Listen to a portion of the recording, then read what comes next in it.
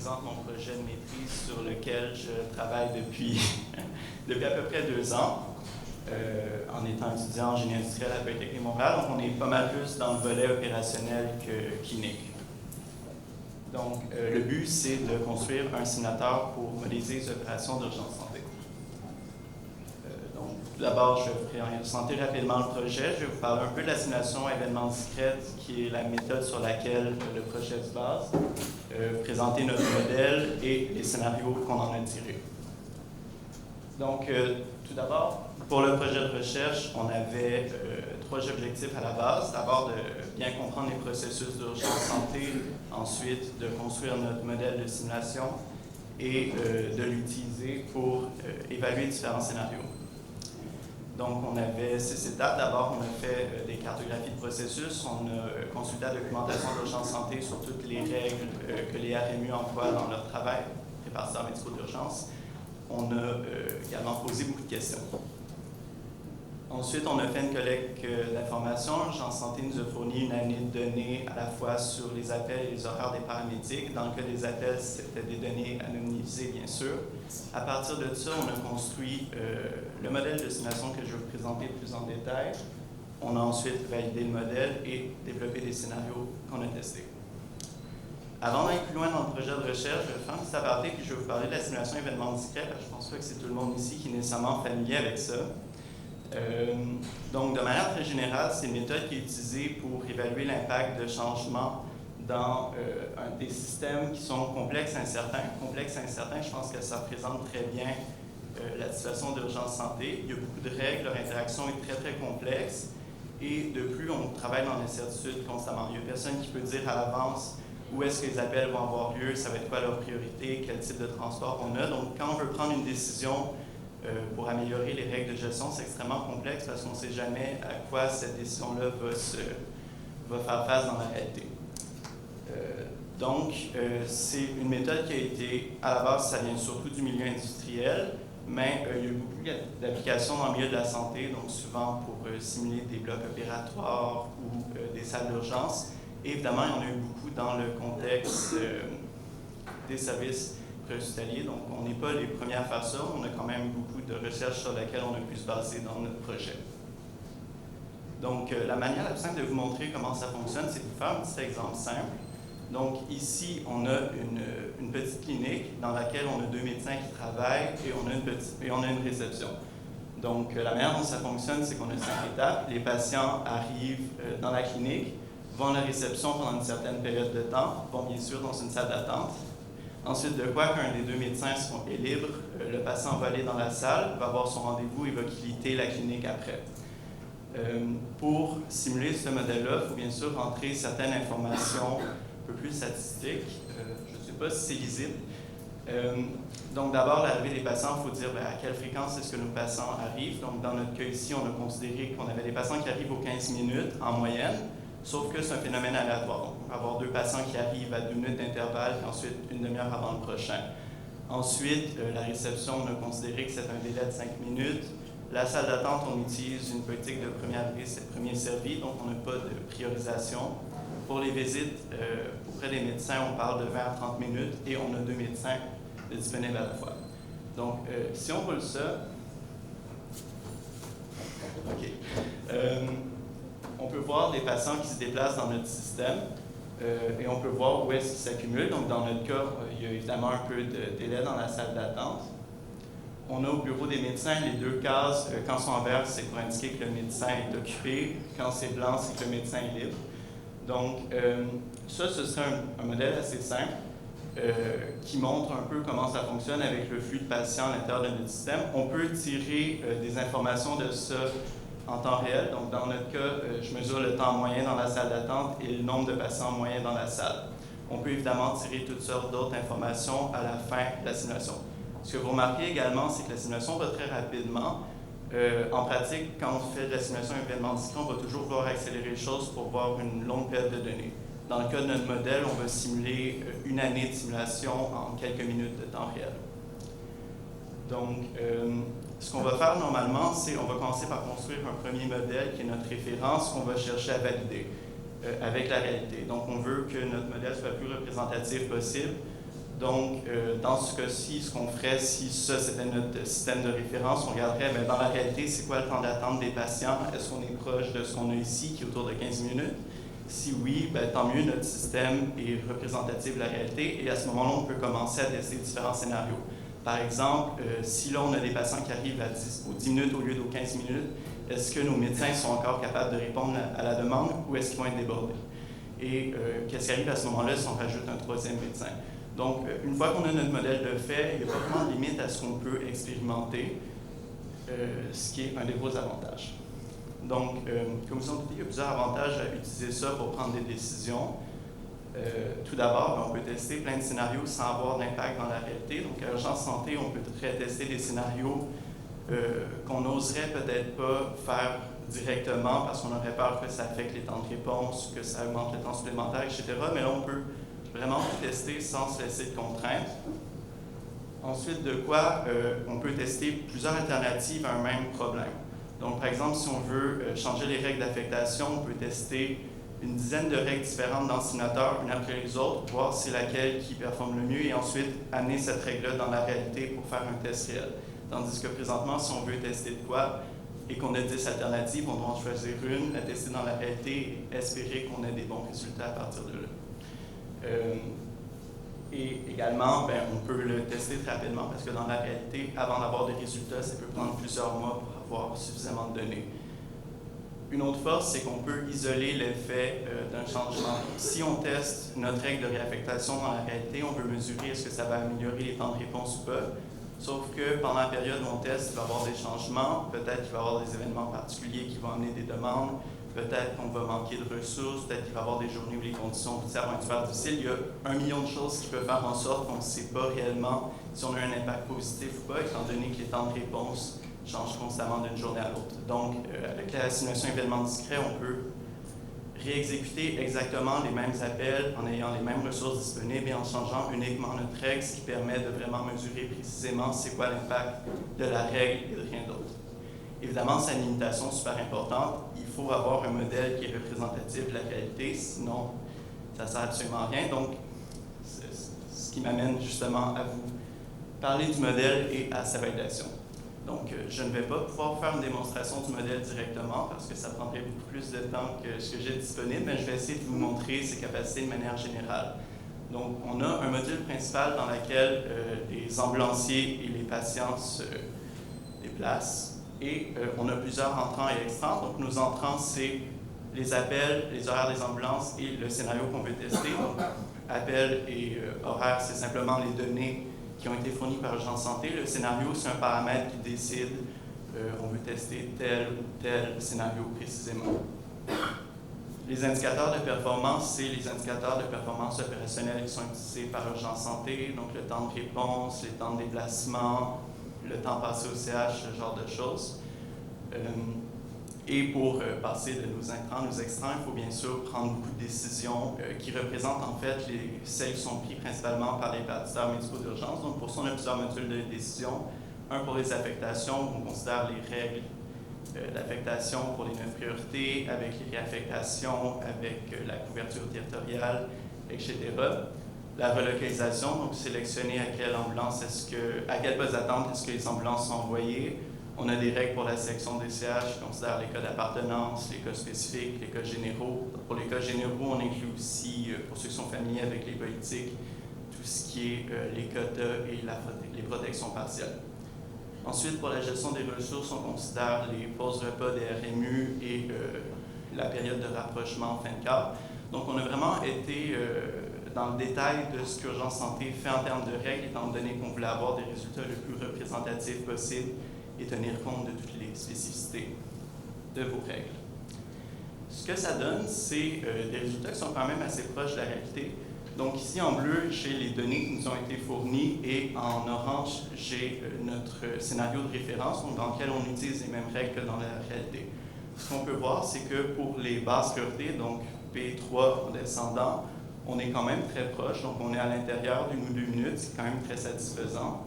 Pour P4 et plus, la différence est un peu plus importante. On parle d'une dizaine de minutes qui peut aller à 20 dans le cas des P8, donc c'est plus élevé. mais on considère que c'est dû au fait que les règles sont un peu plus souples pour les basses priorités, en particulier pour l'interétablissement.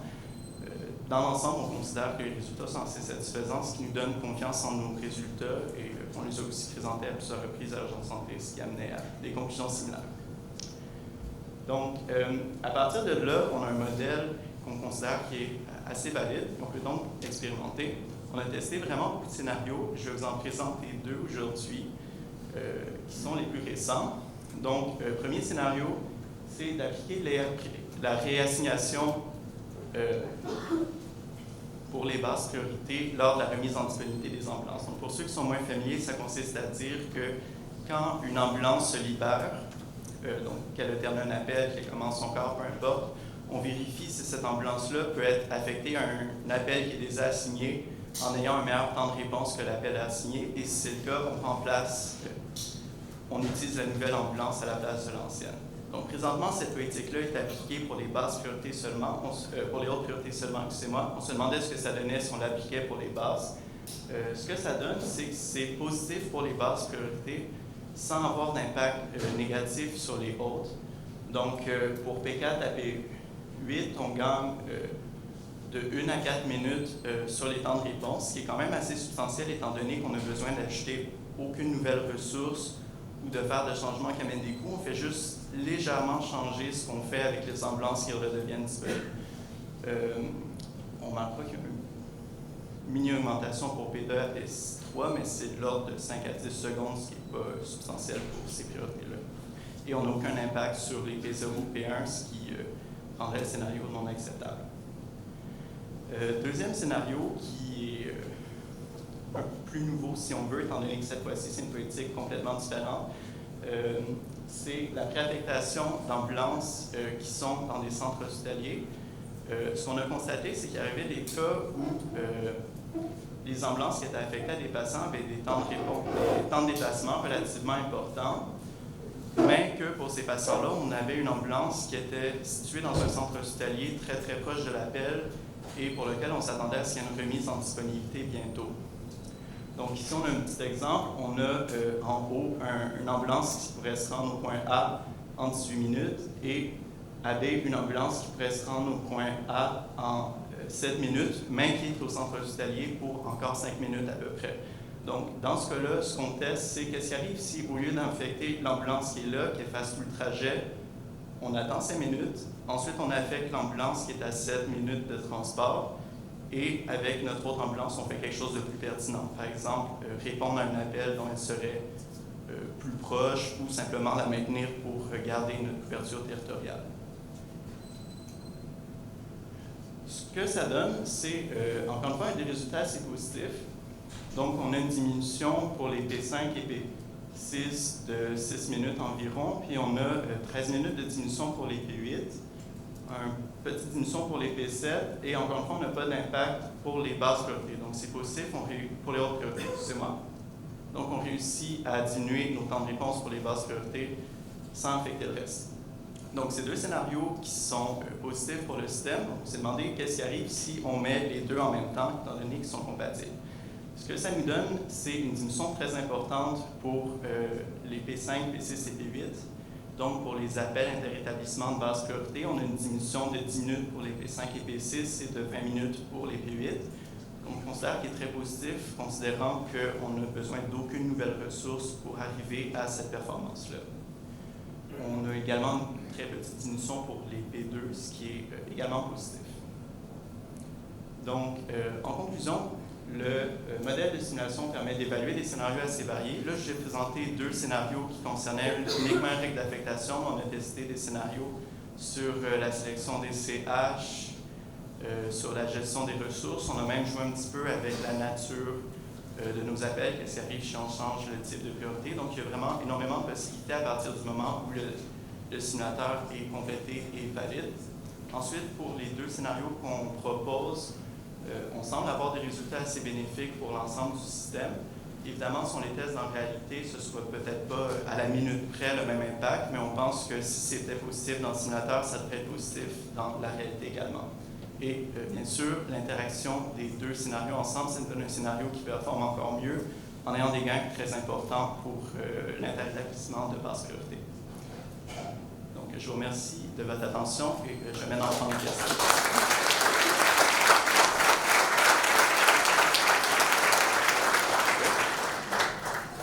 C'est super intéressant. Ton modèle a été développé à partir d'une année de données, validé sur la même année de données. Oui. Par définition, ça overfit ton modèle. Parce que, tu sais, il va vraiment se calquer, tu vas le développer pour qu'il matche parfaitement. Est-ce que, tu sais, je me disais, si tu es capable d'avoir une autre année, tu sais, là, tu le valides, idéalement, il y a eu des changements de règles d'affectation pour dire, ah, mon scénario, il est robuste, justement, pour dans la prédiction et dans un autre set de variables. Valider d'une autre manière. Ben pour la validation du scénario, on parle vraiment de validation de simulateur, on veut vraiment vérifier qu'on reproduit ce qui se passe. Donc, si j'utilise les données d'une année et que je valide avec l'autre, je n'aurai pas les mêmes résultats parce que d'une année à l'autre, les indicateurs de performance ont les mêmes chances. Donc, si je teste avec les données de 2016-2017, qu'on avait un temps de réponse pour les P3 de 30 minutes, puis je compare ça, que je valide ça avec les données de l'année d'après, ça n'avait pas vraiment de sens parce que dans les données, ben, l'autre année, ce ne sera même pas les mêmes temps de réponse, les mêmes ressources. C'est le concept de justement un petit peu que ton modèle prédise le futur, fait qu'il faut se regarder prédire un autre set de données indépendantes. Ben ça nécessite de faire des prédictions sur l'évolution des volumes d'appels. C'est comme un autre. C'est un beau défi. C'est réellement ça serait. C'est bon, merci. Est-ce qu'il y a une autre question pour Gabriel? On va vous demander, si vous posez une question, juste de vous identifier. Donc, Alexis Cournoyer, invité, qui va présenter un peu plus tard. Mais juste, si on ne connaît pas déjà, et vous présenter. Merci pour la présentation, c'est très important, cette simulation. Puisque votre modèle est basé sur les données historiques, est-il des zones ou des types de transports pour lesquels la modélisation sera moins précise, car ils étaient historiquement plus rares, dans une zone moins fréquente. Alors, est-ce que c'est qu'il y a besoin de focuser aussi sur cette zone-là? Ben, c'est sûr que c'est quand même une limitation qu'on travaille avec des données historiques. Dans notre cas, c'est des données qui commencent à être un peu vieilles. Fait éventuellement, ce qu'on veut faire, c'est faire une mise à jour du simulateur justement avec des données comme la plus récente. Pour ce qui est d'avoir des cas spécifiques qui sont moins rares, c'est sûr que si on se concentrerait sur de quoi un contexte hyper spécifique, par exemple, comment est-ce qu'on gère un cas très précis de cas spécifiques où on a des envois à une petite liste de centres hospitaliers, effectivement, on pourrait manquer de données pour mener à des conclusions. Oui. Dr. Combs? Heather, est-ce que tu pourrais t'identifier, s'il te plaît?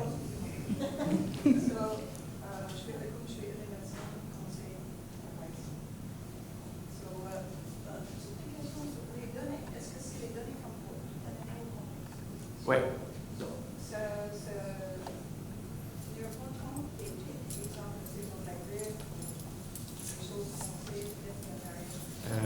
Ben dans le fond, on utilise les données historiques. Donc, s'il y a eu un pic telle journée dans les données, on va le reproduire tel quel. C'est sûr que si on voudrait adapter le simulateur à la gestion d'événements particuliers, à ce moment-là, il faudrait se concentrer sur ces journées-là spécifiquement, par exemple. Oui, ben, je pourrais, par exemple, mesurer le temps de réponse spécifique à certaines journées, puis le séparer du temps de réponse pour le reste, si on voudrait aller dans cette direction. Monsieur Vincent Brouillard avait une question. Oui, Vincent Brouillard, directeur du Centre de communication santé. Dans ta présentation, tu nous as montré deux scénarios qui affectent des règles, qui touchent des règles d'affectation. On voit qu'ils se cumulent l'une à l'autre, on voit les effets cumulés. Est-ce que c'est possible, dans le simulateur, de comparer d'additionner des scénarios dans deux thèmes différents, disons, les règles d'affectation, puis la gestion des destinations, et voir l'impact cumulé de ces deux scénarios-là, par exemple sur le temps de réponse? Oui, absolument. On peut combiner différents types de règles du moment que les règles sont compatibles en tant que telles. On a encore le temps pour une autre question.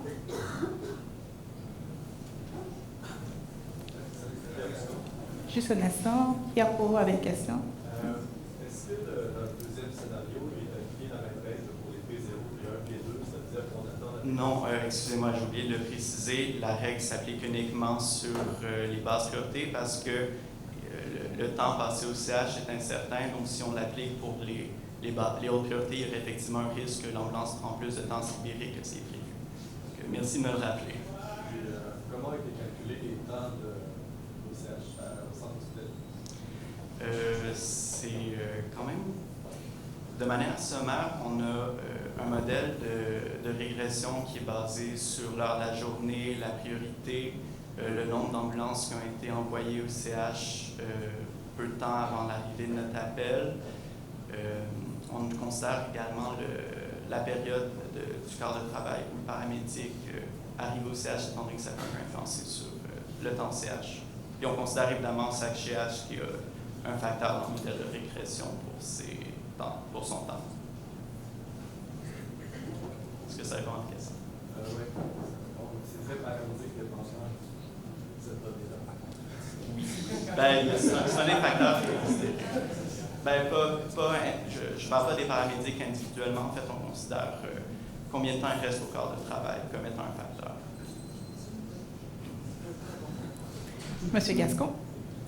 Stéphane Gascon. Oui. Est-ce qu'on utilise ça pleinement comme un modèle prédictif et d'utiliser à court terme? Par exemple, si on sait que pour jeudi prochain, il va y avoir un certain véhicule, on a une tempête de neige, il va nous amener systématiquement avec des délais X, Y, Z dans le. Est-ce qu'on peut démarrer dans ce modèle-là, et être capable de dire qu'on fait ce jour-là, on va être en misère, puis on va stabiliser cette misère-là, pour monter les effectifs à quel niveau? On s'appelle il faut être capable de maintenir l'offre en fonction de la demande. Oui, on peut faire ça. On peut moduler à la fois le nombre de ressources et l'appel sur une journée, puis vérifier qu'est-ce qu'on a besoin comme ressources pour répondre à une demande. C'est sûr que là, ça peut être assez compliqué si on a des questions de où est-ce que les demandes sont localisées. Si c'est vraiment dans un secteur spécifique, même acheter beaucoup de ressources, il faudrait également dire aux signataires de privilégier tel jaune. Donc, ça peut rapidement devenir compliqué. Également, si on a des conditions routières difficiles, il faut être capable d'estimer l'impact sur les temps de déplacement. Donc, ça peut rapidement devenir complexe, mais dans certaines conditions, oui, ça peut se faire.